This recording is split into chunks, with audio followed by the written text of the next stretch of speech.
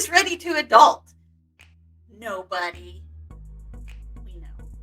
So Miss Jamie and I talked about it.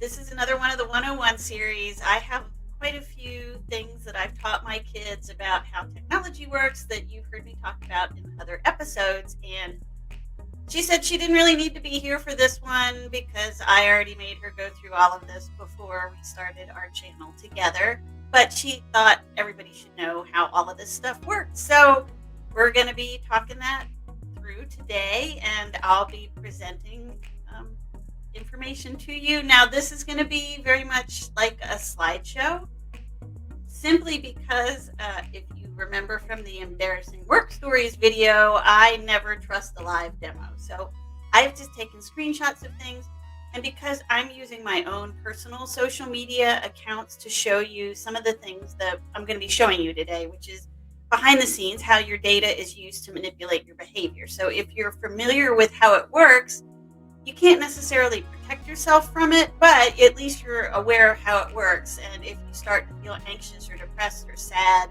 or isolated or lonely or scared even, you can identify that it's probably the app or the social media platform that you're on that may be presenting content to you in a way that feeds those bad feelings, right? And if you're aware of it, then you know, like, hey man, it's not just me. Like, I'm being subjected to basically an unauthorized psychological test. That's really what it comes down to.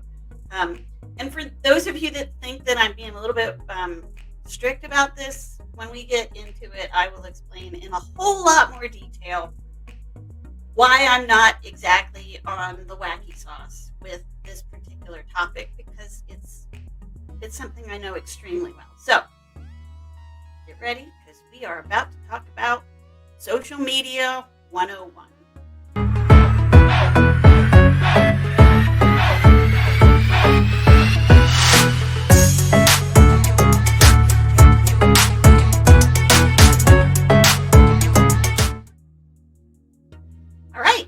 So let's talk about social media 101. And the reason that I want to talk to you about this, look at my cute little professional headshot from back in the day. Look, I'm such a boss. Look at me. Anyway, for the last 20 years, my job has either been a title of analytics or marketing or product or strategy. Just pick your poison. But my job for the last 20 years was to go get your data and figure out how to use it to make you do things. Typically, I'd say the first half of my career, I used my powers for profit.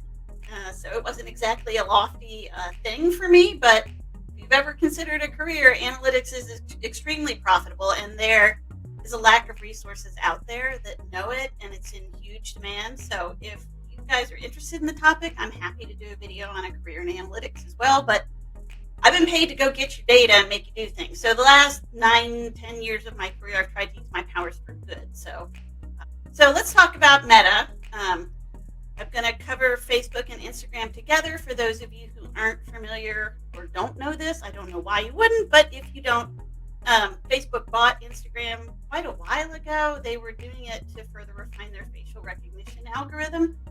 And buying Instagram was a great way to pick up millions of user-generated images with faces clearly visible to help feed their algorithms. And it's been interesting because since that acquisition, they've turned off facial recognition. So I'm very curious to see where they're going to go next. But when you are on Facebook, you can go to the Privacy Center, and it's going to land you on a page that looks like this. And from there, go ahead and click on the Facebook settings. So once you're in the Facebook settings, you're going to see a screen that looks like this. I'll just go through it because I could go on and on about this, but definitely go and select the privacy bar right here, okay? And then go through and check a couple of different things, right? Who can see your posts? Who can tag you? Do you need to review things that you're tagged in? And you might not think that this is necessarily a big deal, but on Facebook or Instagram, again, pick your poison.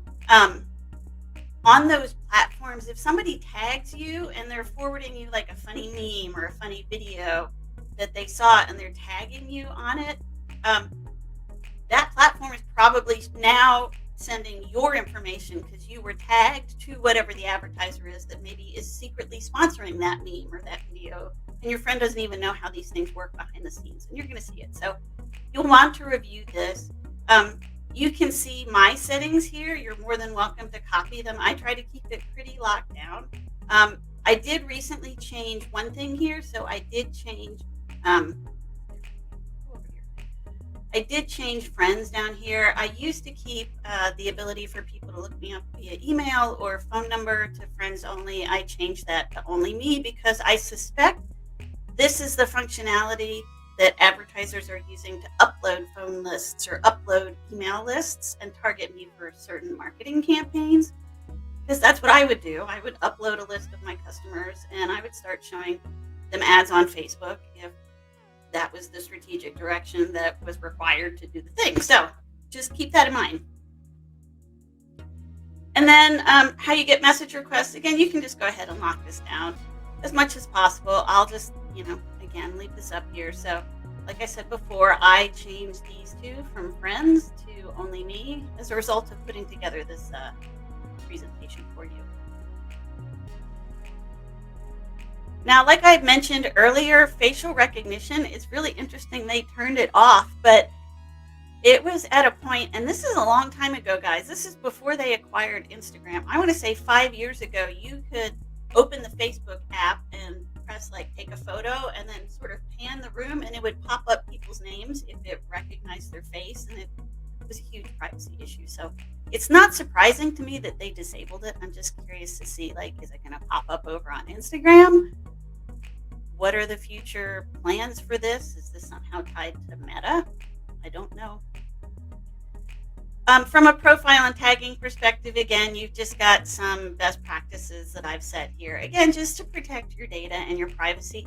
Nothing evil or terrible is going to happen if you don't do this. It's just that you're going to get served content that's very specific to you, designed to make you click or share or like or comment or get upset and go rant and rave or take an action. Like political ads, for example, are a great example of that. So just lock some things down here.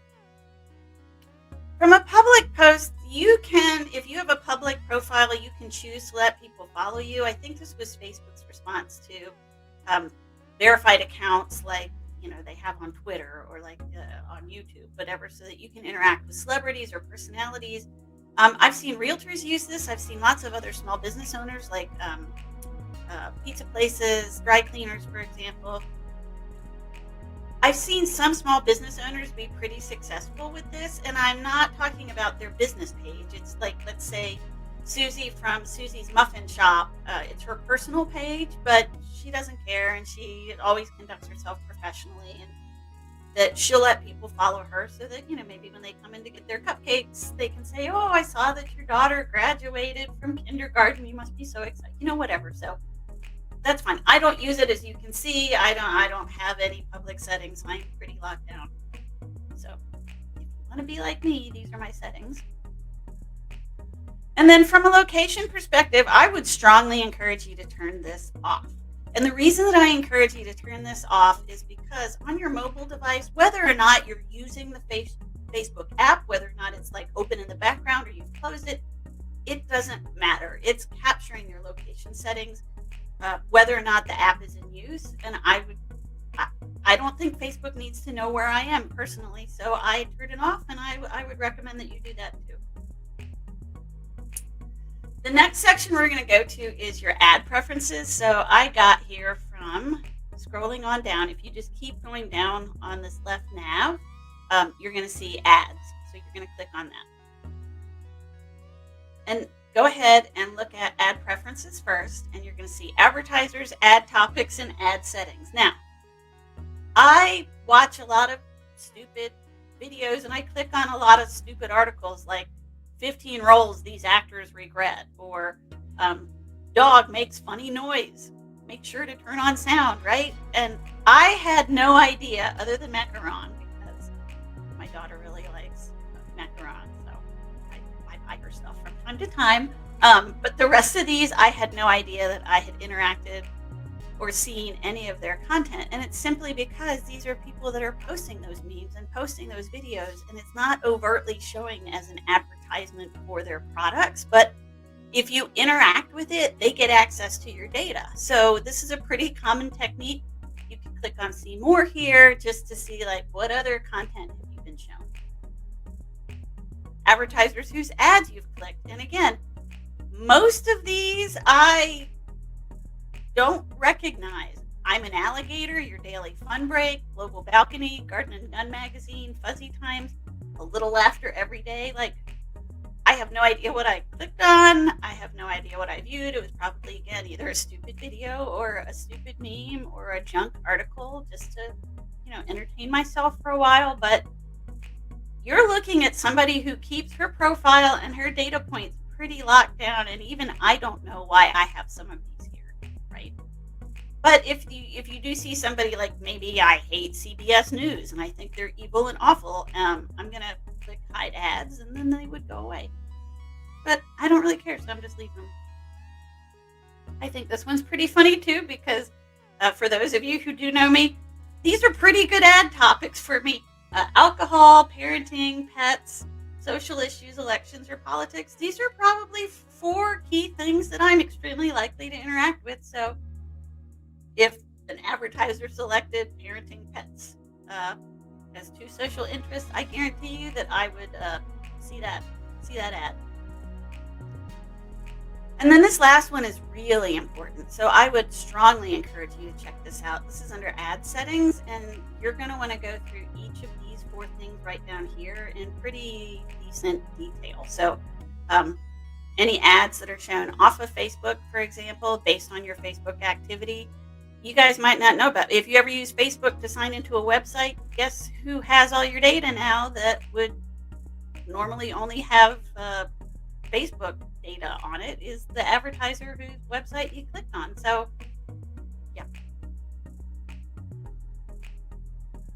Categories used to reach you, audience-based advertising, and again, ads shown off of Facebook. Go ahead. Again, I would just completely look at each of these and see how comfortable you are. So we'll go through some examples.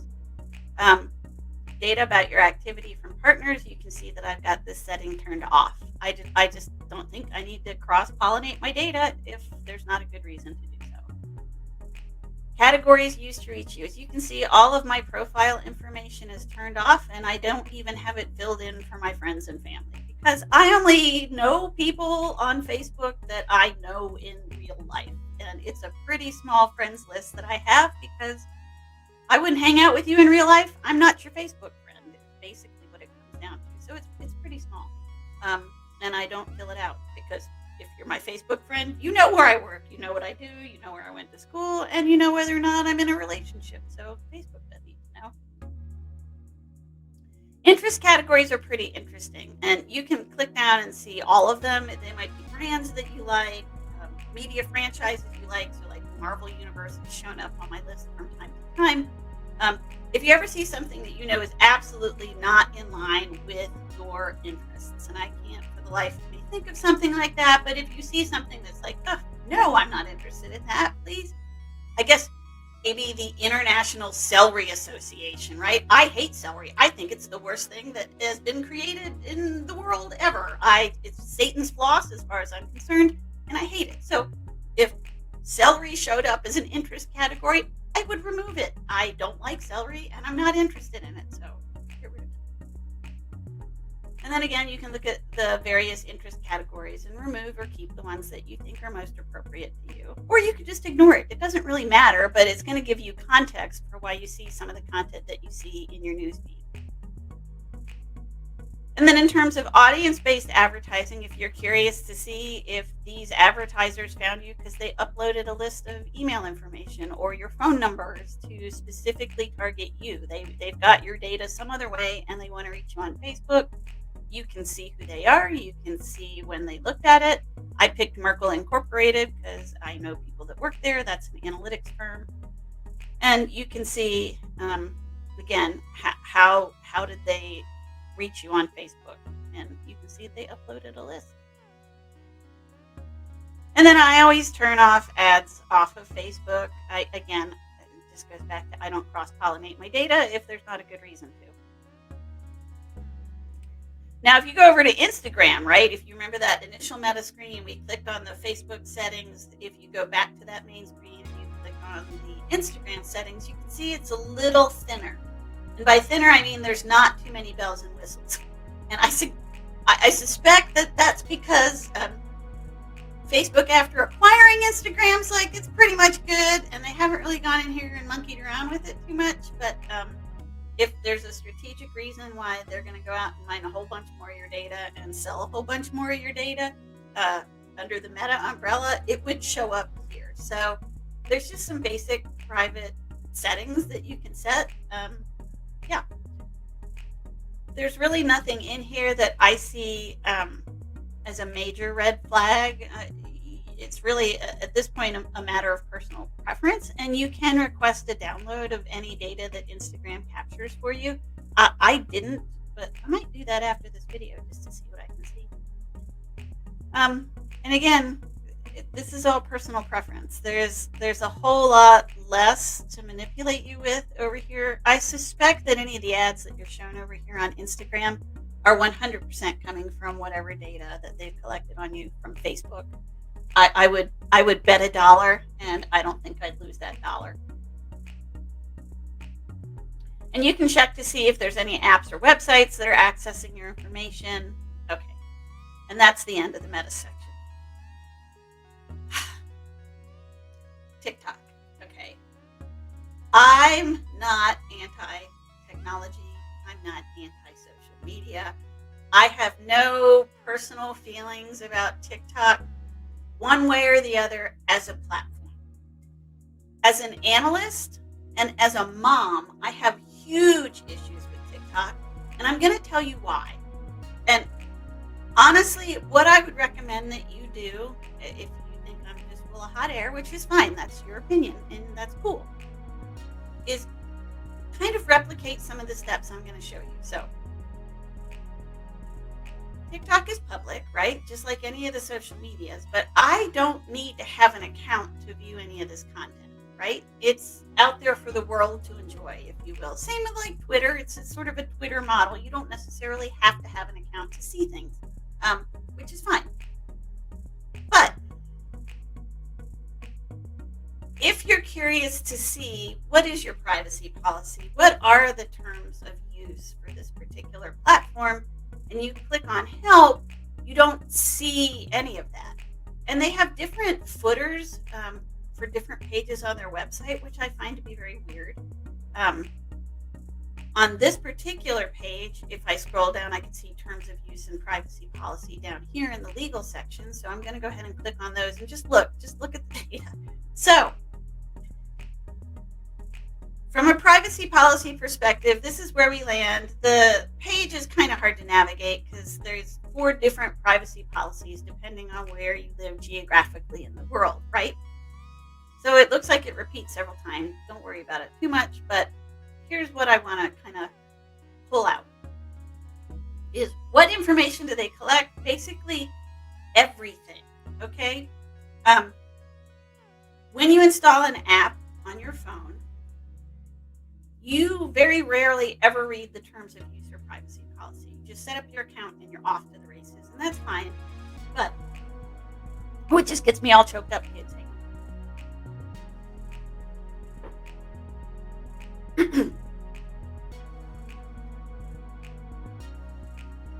So when you download an app to your mobile phone, most of the time you're not looking at the privacy policy. Most of the time you're not looking at the terms of use. You're just setting up your account and you're off to the races.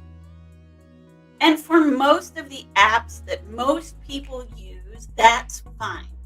But there are some that collect data that they do not need to be collecting. So, for example, if you look here, what information do we collect? You can start to kind of get at it. We also collect information contained in the messages you send through our platform, which means they're looking at chat. Every platform does that. That's not the red flag.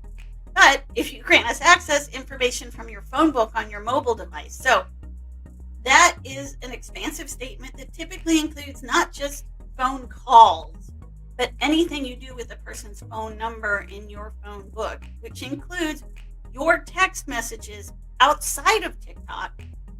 TikTok is now gathering that information. You'll see me scroll through some of these things that just are red flags to me. They're collecting your GPS location. Most government employees, if they have to have any kind of security clearance whatsoever to do their job, and this is U.S. government employees that I'm talking about, are not allowed to have TikTok on their personal devices ever at all. And you're going to understand why in about a few minutes, okay? Right? So, they're talking about obtaining information from other sources. That's fine. But what I think is kind of crazy about this is, and this is, I just copied and pasted into a separate slide some of the phrasing that concerned me. So if you're accessing TikTok from your laptop or your work computer, guess what? They're now looking at all the data contained on those devices too. Not all of it, right? It's not malware, but I guarantee you have to keep in mind, TikTok is a Chinese company. And I'm not saying that to be racist or make any implications about any ethnicities whatsoever. I am just saying the Chinese government doesn't let any business operate in China without its express permission. And if the government of China is okay with it, you kind of have to worry about it, because typically they lock down any and all input that is Western media-ish. Typically. Things have to be censored very specifically for Chinese audiences. And you have to keep in mind, the Chinese government does not have the same priorities as the U.S. government. They're not a democracy. They're not pro-capitalism, okay? So things that are benign, like on Farmville or Candy Crush or Tinder, like these are domestic U.S.-based companies. They are operating the way you think, and maybe you don't care about the data and what they're collecting. This is Chinese government, and you really need to be concerned. And the fact that government employees with any kind of security clearance can't do it also tells you that the U.S. government knows what I know. There's no reason they need to always know where you are in terms of your location based on your SIM card and your IP address. It's fine occasionally, right? They might want to serve you an ad to go to the ice cream place that's a mile down the road. And most platforms do that, but there's just too much that just really just worries me. And the metadata that they say they collect in this last paragraph, that could be anything on your device. That could be literally anything on your phone. Your metadata is just other, right? That's typically how lawyers word other for collecting your metadata. They're collecting, are you on Verizon or Sprint? Are you on T-Mobile? They might be seeing if you're roaming or if you're connected to Wi-Fi. Any information contained on your device is considered metadata. So again, be a little worried, be a little leery. And then in terms of what do they do with the data, there were 3 things on there that I was like, whoa, that seems vague and kind of concerning. So to inform our algorithms, what are your algorithms doing, right?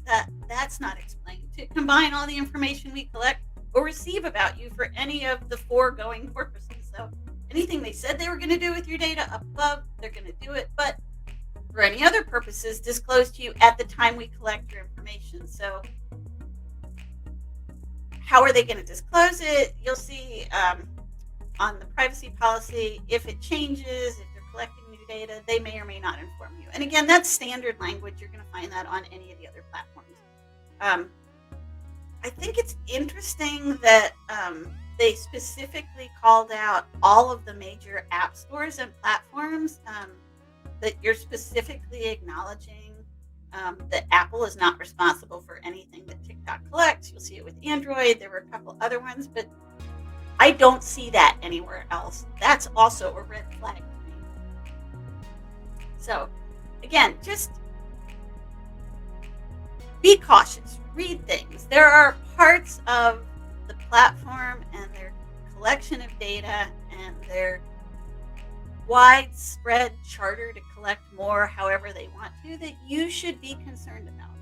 Okay? So always, always read the terms. And I know it's boring, and you probably feel like this gentleman when you're looking at them. Hopefully you don't print them out because printer ink is expensive. But if you compare and contrast TikTok's terms of use and terms of service and privacy policy to other major social media platforms, you're also going to see what I see. Like, the other platforms have it worded very clearly in very friendly language, visually laid out in a way that's easy to read. I just picked a couple of other social media platforms. I showed you Twitter, I showed you Tumblr. Just be cautious. Even Facebook, bless their little hearts, and they are not champions of user data privacy. They're happy to take whatever data they want from you whenever they want to, and they may or may not notify you about it. But even Facebook is more logical, friendly, and seems less nefarious than TikTok. Just be careful, kids. Be careful. Okay? Now, I did promise if we had time, and we're doing pretty good on time, that I'd throw in some Apple privacy things that you can go ahead and do. I don't know Android, so don't ask me, but I'm assuming there's equivalent functionality to an iPhone on any Android device. So you probably have some version of this on your phone if you've got an Android. I just can't tell you where to go. Okay? So first thing you're going to want to do on an Apple device is go into your privacy settings, right? And the first thing you're going to want to click on is your location services, okay?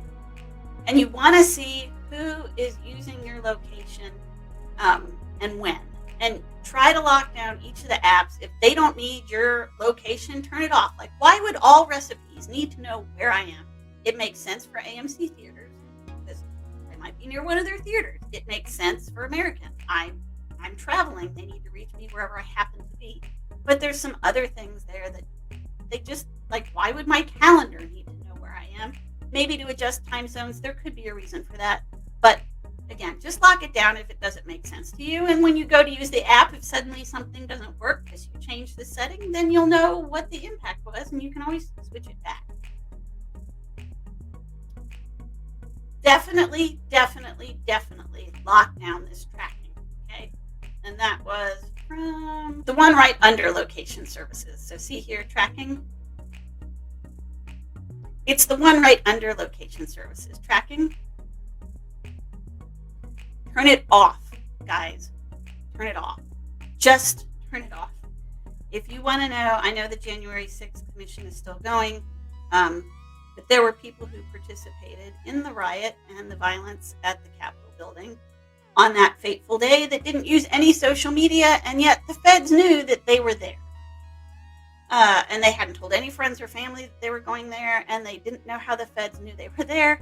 It's because they had this setting turned on. Any apps that were going to track or would like to track your GPS location can request your data as long as you have this on. And guess who requested it? The U.S. government. So turn it off. If you've got an Android, I'm sure there's something that's equivalent. Turn it off. Just turn it off. Okay? All right. So other ones that you might want to look at is you might want to see who's got access to your microphone, and you might just want to shut off microphone access to something that doesn't need it. So as you can see, I've got Instagram turned off. So if you're like, hey, I was just at the dinner table with my best friend and we talked about going to Paris together one day, and suddenly on Facebook you're getting all kinds of ads about going to Paris and ads about going to Paris, or following you all over the internet, and you're like, how do they know? Because you've got microphone access enabled on something else, and somebody heard a keyword and suddenly you're getting served ads. And that's just the way that it works. And I'm sorry if that freaks you out, but that's just part of life now. You're not going to be off grid. It's just not possible. I mean, it is possible if you live in the woods and have no contact with other human beings, but still, it's part of life. I would also go into the health settings as part of the privacy menu and just see who's looking at your biometric or health data.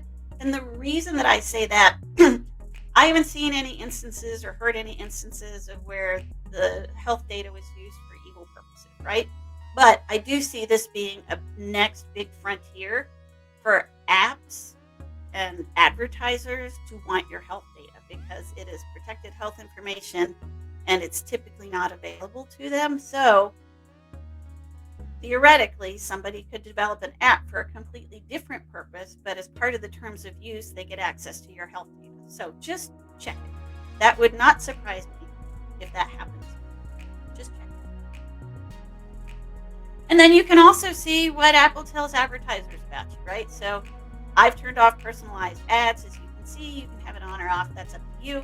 I don't feel like I'm missing out on anything, so that's why I have it off. And then if you click on view ad targeting information, you can see what Facebook thinks about you. Okay. Right. So here's my closing thoughts for you guys. You have to keep in mind, and I'm not the first person to say this. I think there was a Netflix special about this called The Social Dilemma. Every app, every social media, every platform that is giving you something for free, even if that something is the news, which is maybe a public service, but your data is being used to manipulate you. And what it's specifically being used to manipulate you to do is pay more attention to it, right? And when I talk about advertisers or platforms creating feelings of anxiety or isolation or sadness, those sorts of emotions keep you engaged. Like you want somebody to help you. You want somebody to talk to you. You're worried about something, so you're going to see if other people think that too. That's what they're doing. And it's the same kind of game theory and social psychology principles that operate in the casinos on slot machines. These are also devices intended to keep you there as long as possible, spending as much money as possible while feeling what you think is happy about it. You feel connected, or you feel like you've gotten away for a little while. You haven't. And then the other final thought that I have for y'all is, I truly believe in the next 5 years, the most important job skill a young adult can possibly have, and you're not going to like what I have to say, is the ability to interact with other human beings face to face. Okay? We're looking at a generation of employees here who have primarily communicated with each other virtually, digitally, not face to face. And if you want to know how dependent the young adults are on digital technology to communicate with each other and why they struggle with a face-to-face interaction, all you have to do is take that young adult and put them in a situation they've never been in before and take away their phone, and they don't know what to do. And it's sad, but it's true. While workforces might remain virtual, while school might stay remote in certain settings,